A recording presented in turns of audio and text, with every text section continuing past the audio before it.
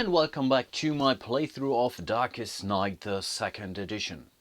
Last turn wasn't great, and this is due to some of the mistakes I made, some rule misunderstandings or possible rule misunderstandings, and I begin to see a pattern here because it basically was the same with my Runebound playthrough, where also the third episode was totally crap. So I really hope I can improve as of today. So let's have a look at some of the things I basically did wrong. The first thing is relatively easy to fix, and this is the Forgotten Shrine. And yeah, I blamed Victory Point Games that my demo kit wasn't complete, but of course that's complete nonsense. No, this effect triggers immediately, so I really had to go back to my first edition because I really couldn't remember this one, and then I noticed, hey, it's also not there, and then I checked out the reference card again and said, hey, it takes effect immediately. So in this case, the Ranger just got 2 grace points, so it's up to 6, which is really great. So I really think we should send him to do some fighting here in the village. The second thing is a bit tougher, and this goes back to this tap power bonus card here, which says after a fight exhaust any of your powers to add 1 die to the roll. This is now interesting because there were some mixed interpretations of this card. I basically used it to re-roll a die, so whatever, I exhausted a card and then I just kept rolling, but still I failed. One helpful comment on YouTube though pretty much said, no, it's basically add 1 die to the roll. So if the first roll would be a 3 and then I would roll again and again I would roll a 3, then I would add this to the first roll and I would go up to 6. Unfortunately, Jeremy has not yet come back to me, and right now I tend to stick to my ruling because the other way around, the card might be more powerful than it actually is. Okie dokie, I think we will start with a Crusader down here in the forest, and the plan is really to get rid of this Dark Fog somehow and then really try to search in order to find an artifact, because we still want to get rid of this Angry Guardian quest here, because this is basically the last round. We will be able to do that, and if we are not successful, if this expires, then one of our heroes has to lose a turn. Okay, that's the event for the Crusader. Count the blights in your location. Currently, that's only 1. The Dark Fog, it's 1. Spend a spark or lose 1 secrecy. He doesn't have a spark, so we have to lose 1 secrecy here. You will notice that I have to gone back to shoot with only 1 camera. Unfortunately, my second camera died, and so yeah, you have to live with this weird angle here. Okay, I guess then we will attack the Dark Fog in our location here. Therefore, we will use the Wrath tactic here. So we will move the grace marker to that card. We still have to spend 1 grace, and because we exposed ourselves, we also have to lower our secrecy here, and then we can basically start to get rid of the source of this Dark Fog here. We are allowed to roll 4 dice because of our Wrath tactic. We are looking for a 5, so don't forget that when you want to attack a blight, you always have to fight against its might. I'm only looking for 1 success. If I don't make it here, I would lose a turn, and then my whole strategy would fall apart. So let's really hope for a 5 here. I know. Can you believe that? Whew. That's now really tough to decide, and I think we will use our tap power, and again I will play it like I did that during the last episode. I was also checking the first edition or the first expansion with an Inner Light, where the Crusader is normally a part of, and unfortunately the tap power is not in that deck there. So, and I've never played with this guy before, so I will play it like I did. So I will just add a die to the roll and see if I roll a 5 or not. For now, I will exhaust the devotion power. So let's roll 1 more die, and I guess I will do that again. Let's exhaust communion and then roll another die. And someone mentioned on my channel that Doug is using the gray dice for his playthrough of Darkest Night, and seems to be pretty successful. So maybe I should do the same. Let's hope for the best. And guess what? That's a 6 right away. Oh, that's awesome. Where have you been? Awesome. Okay, I think we were here on 3 with our clue tracker here. Of course, we should have drawn a mystery card instead, but for now, as I mentioned, I will keep it that way. So awesome, we were successful to get rid of this dark fog here, which also means the search difficulty has significantly decreased. So now I only have to roll a 4, which is a pretty cool thing, I guess. There are no end of round effects, so I guess I will continue with the Crusader, and I'm really tempted to use the Providence power the next turn. But of course, first of all, let's see what fate has in stock for us. And here we have the dilemma. Indeed, this is really a dilemma. Draw a quest and roll 1 die to determine its location. Then draw another quest and roll 1 die to determine the location. So 2 new quests will be brought into the game to the 2 quests that are already present. So this is really getting ridiculous right now, but I think I have to deal with that. And here we have the ill weather. That's the first quest. A conflux of mystic energy has formed a vortex and is causing intense storms in the area. Absorb the magic before it worsens. We need 5 basically progress tokens on this card, and in order to get 1 progress token we have to exhaust 1 power. You may do this repeatedly, so 1 hero could go there and basically exhaust all of his powers here, and then this would be successfully completed. We would get 1 bottled magic. This would be indeed, wow, this is now really tempting. This is, I guess, really a token, an item. Yeah, that's the case. So this would be something that we could give to the Angry Guardian right away. But of course, first of all, we have to determine where this quest will go. Let's go with a gray die again. I kind of like this. Let's see, that's a 4. We do that based on the village. Yeah, and unfortunately, we have to place that quest here into the castle. Okay, from there it will be nearly impossible to get there. Whatever, exhaust or complete this quest going back to the forest, we don't have the right powers to do that. But we have 1 more to deal with, the heirloom. A local family prepares to give up their prized possession to secure their safety. Convince them there is still hope for the kingdom. Spend 1 spark for 1 success. This is an action, so you have to spend your action. We have 3 turns, and if we would complete this, we would gain an artifact. This is really awesome. Artifacts are always great, and if it will expire, darkness will just advance by 1 additional space or step, basically. Let's see where this goes. Okay, that's the 5, and 5 means we have to place the heirloom quest into the swamp area, and also not really fortunate here. Okay, so now we come to the action phase of the Crusader, and I still want to complete this quest here, because therefore I could gain 1 grace. In order to do that, I really think I have to use the Providence power here. So let's place the secrecy token on top of that, so I cannot use the action again. I have to spend 1 grace, so let's do that. So we are down at 2. Then I would search, and after my search I still would roll 1 die and gain a treasure chest if you roll greater than or equal to your location's search difficulty. Okay, fingers crossed. I can only roll 1 die now. Yep, that's the case. So again, let's go with the gray die here. We are looking for a 4, which is the new or old search difficulty in the forest. Let's see, that's a 5. Awesome. So we were able to find an item, or basically we are allowed to draw a map card. Let's have a look at the map card that the ranger currently holds because of his spirit side power card, and at the forest. So if he would put that on top of the deck, we would gain a mystery card, which is also great. But I'm really tempted to take another map card because I really want to get rid of that quest card, because I don't want to lose a turn here. Yeah, let's do that. So let's have a look. This is the map card I just drawn. Let's see. Forest.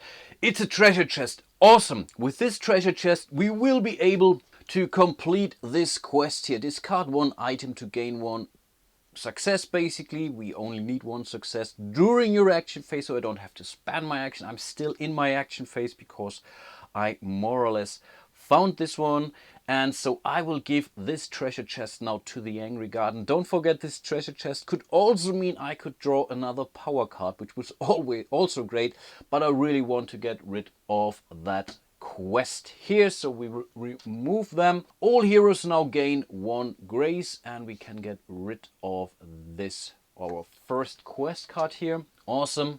So here is one for the Crusader, and here's 1 grace for our new Hercules. Awesome. A ranger with a grace of 7. That's certainly something, but not so fast. Because we have used the Providence power, we searched and then we roll 1 die and gain a treasure chest if you roll greater than or equal to your location's search difficulty. This means we are looking for a 4 or more again. Let's see. Awesome! This is so great. So again, we found another treasure chest here, which is really unbelievable. And I think I will really go for it. I think I will spend it right away for the Crusader in order to draw a new power card. Again, we are drawing this from the bottom. We can draw a card from his personal deck, so from this primary deck. And here we have the Radiance. It's another bonus, which is great. -1 darkness if you roll a 6 while fighting the Necromancer or attempting a quest. This is really unbelievable powerful. This is great. We can absolutely use it. Perfect.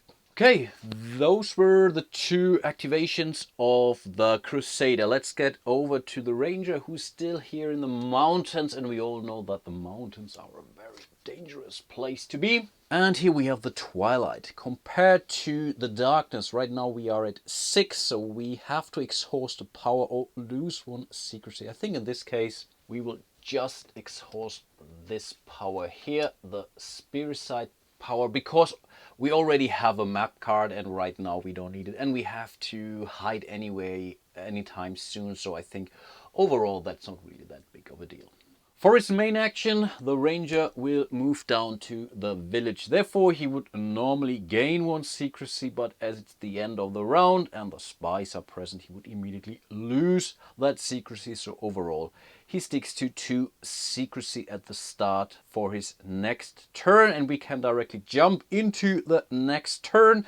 And again, we have to draw an event card here at the village. It seems pretty safe, to be honest. I'm not sure what really can happen there. And we found an altar somewhere in the village. Roll 1 die and take the highest. Unfortunately, I cannot use my balance because the corruption is present, so I have to live with only 1 die. On roll of 4 to 6, you may spend 1 secrecy to gain 1 grace.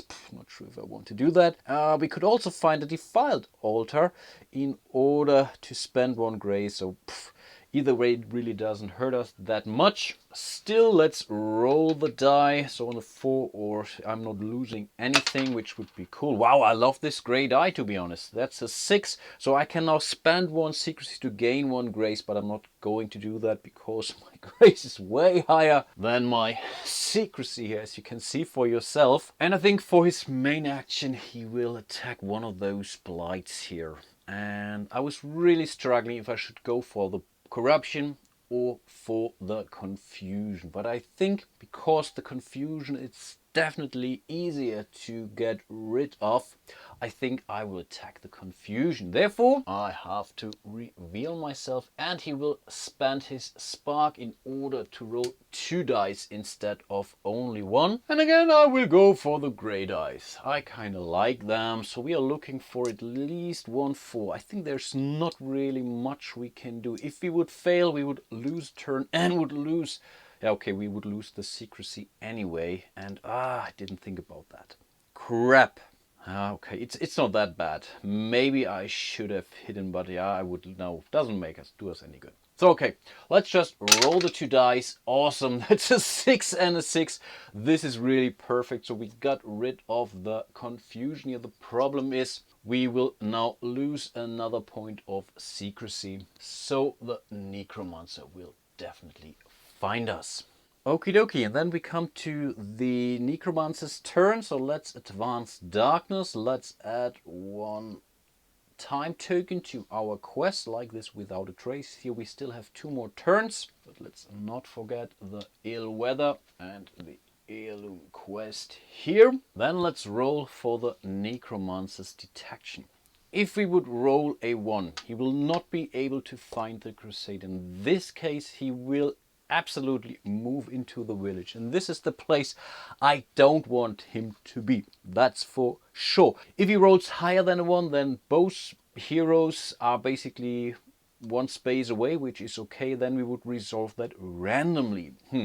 So there is a chance, and I really want to have him near the or in the forest here instead of the village, because the ranger can really try to get rid of some, or at least one of those blights there. But yeah, without further ado, let's roll for the Necromancer. That's a 6, so we know for sure that he will find both of our heroes, and then we would roll again. 1 to 3 is the Crusader, 4 to 6 is the ranger here at the village. And we are again unlucky. This is really crap. So in the next turn, the ranger definitely has to fight the Necromancer because he's at 0 secrecy. But of course, we still have to spawn a blight here. So let's see. Let's draw a map card. Let's see. And at the village, oh, we see a gate. I think this is something what the Necromancer can use in order to teleport around the landscape here. Let's have a Necromancer teleports. How does this work? And yes, this is a nasty one. The Necromancer adds 1 to his movement roll only for purposes of detecting heroes. If he detects any, he teleports to the location of a random detected hero, even if he detects a hero at his current location. This blight affects all locations, so those are those red blights here. That really doesn't matter where the heroes are, where the Necromancer is. Red blights are always bad. Okay, I guess I will do one more round, and again I will start with the Crusader here in the forest. Not so foggy anymore, you know what we have to do. And here we have the Dead Servant compared to Secrecy, which is a 1, and so we see a Dread 5 or a 5, and on a failure we would lose, or we would have to spend a grace in order not to die.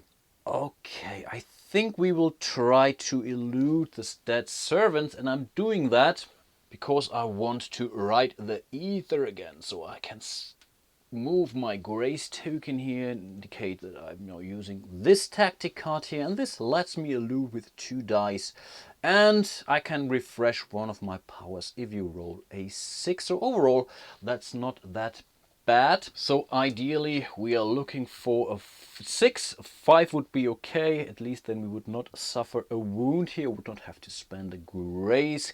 I'm going for the gray dice. So far they seem to work pretty cool. Let's see. Okay, that's a 2 times a 2, so there's not much we can do about it. No, we don't have any sparks, so we have to spend 1 additional grace. I guess then I will search, and I will search normally versus a search difficulty of 4, but this also means that I can get rid of this secrecy token here because I'm using a normal action. And then I will roll 1 gray die. Hopefully this time they will do me some good. Hope for a 4. Awesome, a 6. Woohoo! So this is great, and I think... no! We cannot use the spirit side bonus because it is exhausted. So I think I can also not place a map card on top of the deck. This would give us a mystery card. So we have to draw a normal map card.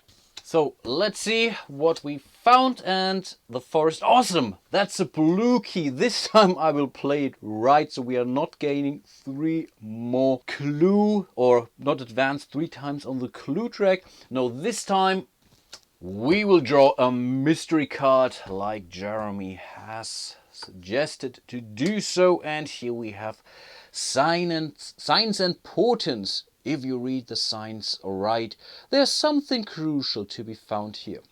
For once, I gain 2 clues right away, so that's printed on top of the card. Then, random. Draw a mystery card if 4 plus rolled while searching here. So first of all, let's advance the clue tracker 2 spaces ahead, and then we still have to define where this mystery card will appear. And of course, we will use the gray die, and this goes to the 4.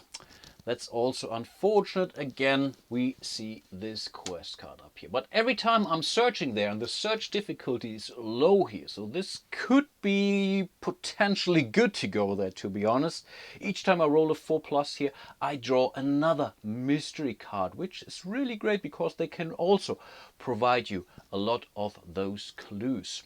I think next we will deal with the ranger. He would lose 1 secrecy because he's present, or the necromancer is also present in the village. He's already down to 0, so he's not losing anything else. Normally he would also draw a event card, but because he's down to 0 secrecy and the necromancer is present, he has to battle the necromancer instead. So he can now fight the necromancer, but therefore he needs to roll at least a 7, or he could elude the necromancer with a 6. Right now he doesn't have a chance to roll a 7, so I think he will just use the raise the hair tactic card, elude with 2 dice. If you roll a 6, you must move to an adjacent location.